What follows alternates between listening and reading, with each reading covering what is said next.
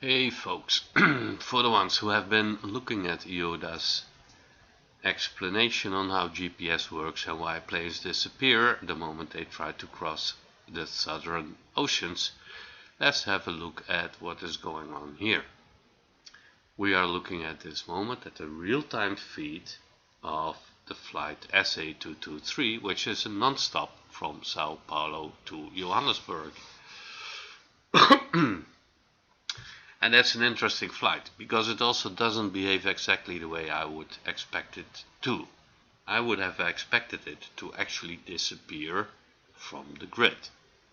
That is why I'm making this video. I wanted to show that Yoda is right in the sense that planes disappear the moment they start to cross one of the southern oceans of the southern hemisphere. And this needs to happen partly because he says GPS is blocked and planes can then fly a different route so that we don't have to reveal that the Earth is flat. Okay, so flight SA223 is a direct flight which everybody can book, and I know because first of all, I had a friend that flew this one the opposite direction. He actually flew the SA222 from Johannesburg to Sao Paulo. But therefore I can predict that it would be here, and I could start this video and see where it was. And the whole idea is that I now want to see it disappear, so you can all watch and witness that in some sense Yoda is correct. Planes do disappear. They do disappear from Plane Finder and from all the other sites that give you information of where planes are. Interesting, however, is to see that if on a flat Earth the route would be a little bit more northbound, planes that do actually go north, like we have here the Lufthansa, which is going to Frankfurt, which has a clearly northbound route. We have here a flight from Air France going to Charles de Gaulle in Paris, which is going north. And we have a plane going to Madrid, which is actually going north. You can see that on the directions of the planes. And the plane to Johannesburg definitely is not, because it's going to Johannesburg, which is right there. And if it is flying according to a curved Earth, it should have a path that is somewhat like this. And we can show that later with Google Earth. This is what you would expect. It would cross around here, going into South Africa, and not, because if you would map this out on a flat Earth, the flight would go like this, that direction. It doesn't do that, and this one is not coming from above, but it's going exactly what you would expect from a plane going from Sao Paulo to Johannesburg on a curved Earth, on a globe. And here it is. The flight has already took 760 miles by now, which is about 1/7 of the entire flight, and it's still visible. System still shows it, and I'm a bit disappointed. Of course, I know it will go this path, but I had hoped by now it would disappear. That is why I started this video, because there is a reason why it should disappear, even on a curved Earth, and it has nothing to do with GPS and people trying to cover up that there is this route. And the reason for that can be found if you go to Plane Finder and find out how it works, because it works with what they call the ADS-B base stations and ADS-B base stations get information from the planes, but of course they need to be in radio contact with the planes, and the moment the planes are far enough, this radio contact is lost and you don't get updated information anymore. What triggered me was that it's not disappearing of planes, but also the argument that that only happens on the southern hemisphere, because according to the flat earth theory, you could not fly these routes. They would be too long, they would be senseless, and there would be shortcuts over the flat earth. And therefore, as Yoda argues in his video, all the planes on the northern hemisphere are visible, even on the oceans, but not on the southern hemisphere. That's exactly what he says. And one of the parts of the video I will show later is that on the northern hemisphere actually planes disappear as well. And I managed to capture one that will actually disappear in front of your eyes. And that all has to do with the base stations required for Plane Finder and all the other tracking networks. The moment you go out of sight of the nearest tracking station, you're lost, your plane disappears. And there are parts also on the north where there are simply no base stations. Think about Siberia, think about the North Pole, etc. And I have found some flights of KLM, Lufthansa and ANA that all disappear, and I actually managed to record a video of one doing so. Now I have no clue, to be honest, where all the base stations are. So by now I would have expected this flight to disappear, but if they have a base station somewhere high up on the mountain near to Rio de Janeiro, it might still take a while for this flight to disappear off the grid. So let's wait and see what happens.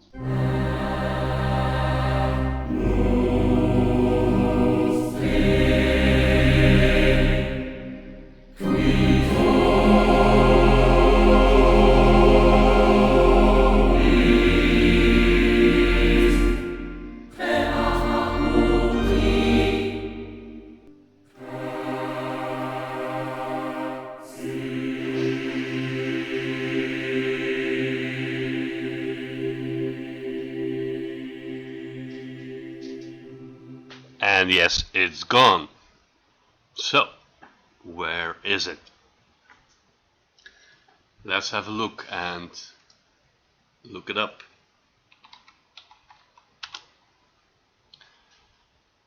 Here it is. We see the flight, and what does it say? The flight you're trying to view has landed. No, it's in the middle of the ocean, or is out of range of our tracking network. Listed below are the last 5 flights we have, and then you can click on them and you will actually see the flight start until it disappears. So, friends on YouTube, I've just shown you the disappearance of a flight, as Yoda said it would, but this one lasted much longer.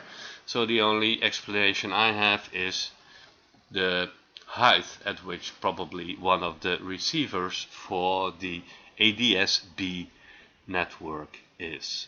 Now let's have a look so that you can also see how it works.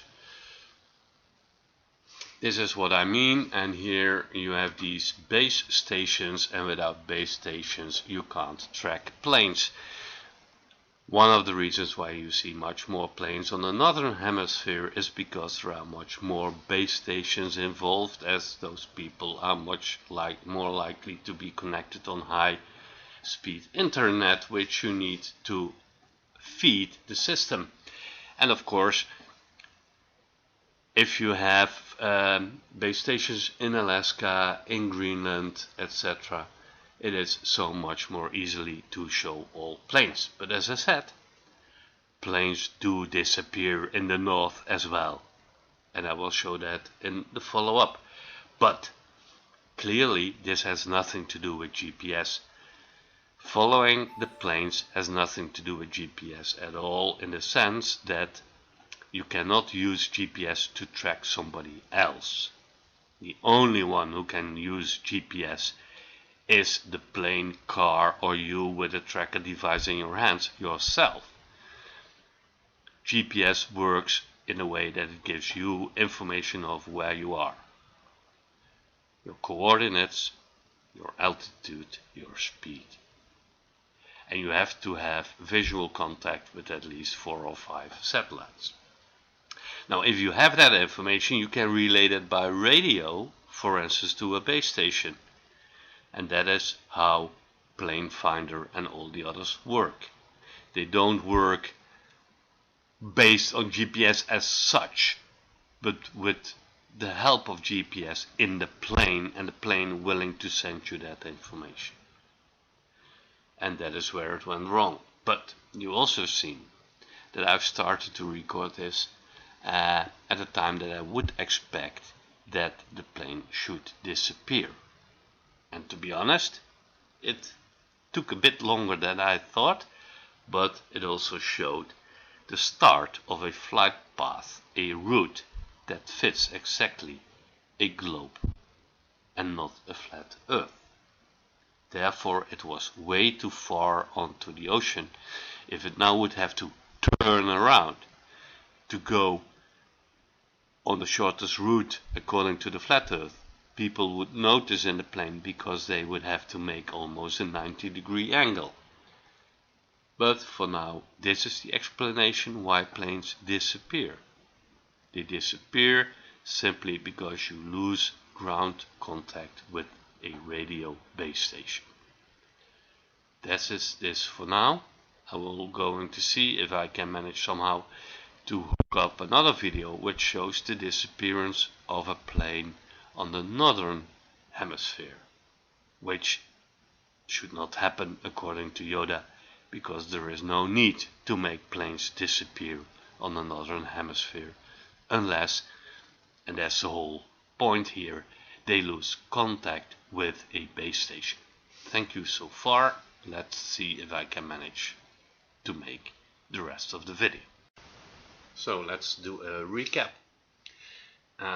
Yoda says there are no planes crossing the southern oceans like the South Atlantic or the Indian Ocean or the South Pacific, because we, or at least according to the conspiracy theorists, the GPS signals are blocked so that planes can take a different route that fits much more the route that matches the flat Earth theory. It's funny to see here already en route again. We're now on the next day, the SA222 from Johannesburg to Sao Paulo is already in the air, and actually if we would wait long enough, like half an hour, we would see it disappear according to what Yoda says. I already explained the reason for that. It all has to do with being in range of the base stations. A bit funny though in his whole story is that he constantly talks about GPS, but GPS are satellites and flat earthers don't believe in satellites. So what is it then? They say, well, it is just simple GSM. We use triangulation with GSM towers to decide where we are. Yes, if you have a mobile, but not with a GPS tracker, because it doesn't even have a SIM card, so you can't even connect to any GSM tower. But it doesn't matter. Let's have a quick look at what it looks like and what you would need on the ocean to be able to use GSM. This is an overview of part of my country, which is the flattest country in the world, probably one of the flattest countries. It's actually also the only place in the world where planes fly below sea level. Think about that. Now, here we have the port of Rotterdam, and the port of Rotterdam is the second largest port in the world. So there is a lot of ships going in and out every day, and that means in order to prevent them from bumping onto each other, we need a lot of GSM towers in our North Sea. Actually, that could be done because it's not that deep, and putting towers there could actually be done. We only see two, and if you go and look them up, you will find some oil rigs there on which they have placed some GSM towers. But on the sea there is simply nothing. Now, how dense do you have to have your masts in order to have the right coverage? As I said, we live in a very flat country. Most of the towers are in line of sight, and yet we still need lots of towers. But as you can see, the sea remains empty, and that is very simple reason for that. GSM is GSM. It is a land-based system for communication with mobiles, and nowadays also to transmit data. But it has nothing to do with satellites as GPS does. There are two completely different systems. There are no towers here. And go out, look over the sea. Even if you would believe in a flat earth, you would see thousands of towers spread all over the oceans. And that's not the case. It's simply not the case. And that means there must be something flying around the earth that gives us this information. So, we had a look at this. Let's now see what would be the flight path of this plane, the SA-222, or the one we have tracked and which we have seen disappear. On a flat Earth, I have a model here. It would be something like this. Here you see Johannesburg, there you see Sao Paulo. And in order to fly from Sao Paulo on the flat Earth in a direct line to Johannesburg, you would actually go up, as I have shown you. There were some planes there, which was the Iberia plane to Madrid. It was the plane to Charles de Gaulle. All those planes were going straight up north, but our plane, the one we were tracking, was going here. And why is it going here? Simply because it takes this route. And this route is, as you can see, on a round world, on a globe, exactly the same.